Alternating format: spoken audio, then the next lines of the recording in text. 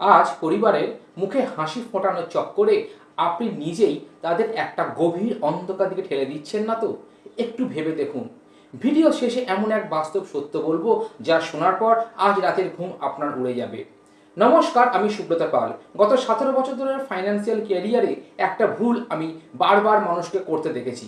আমরা ভাবি আগে পরিবারের সব ইচ্ছে আহ্লাদকে মিটিয়ে নিই, টাকা তো পরেও জমানো যাবে। আজ আবেগের বশে সব টাকা শেষ করে ফেলা কিন্তু কোনো বীরত্বের কাজ নয়।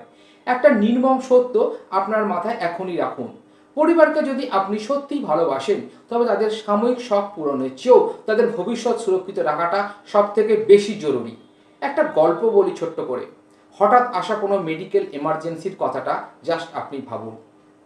যখন পকেট ফাঁকা থাকে, এখন এক ফোঁটা ওষুধের জন্য মানুষের দাঁড়ে দাঁড়ে ঘোরাটা আপনার পরিবারের জন্য কতটা কষ্টের হবে একবারও কি ভেবে দেখেছেন?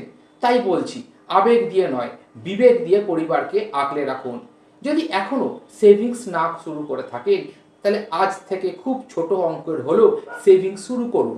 এটাই আপনার পরিবারের আসল বিপদকে বাঁচাবে। কোনো বিলাসবহুল শখ কিন্তু আপনাকে বাঁচাবে না। এবার শুরুতেই বলা সেই প্রশ্ন, পরিবারের ভবিষ্যৎ গোছানো কি স্বার্থপরতা? আপনি কি মনে করেন? কমেন্টে এখনই আপনার মতামত জানান। আর আপনার ফাইন্যান্সিয়াল মাইন্ডসেট বদলে আরও উন্নত করতে এখনই সাবস্ক্রাইব করুন আমাদের এই ইউটিউব চ্যানেল। সচেতন হন, সুরক্ষিত থাকুন। জয় জগন্নাথ।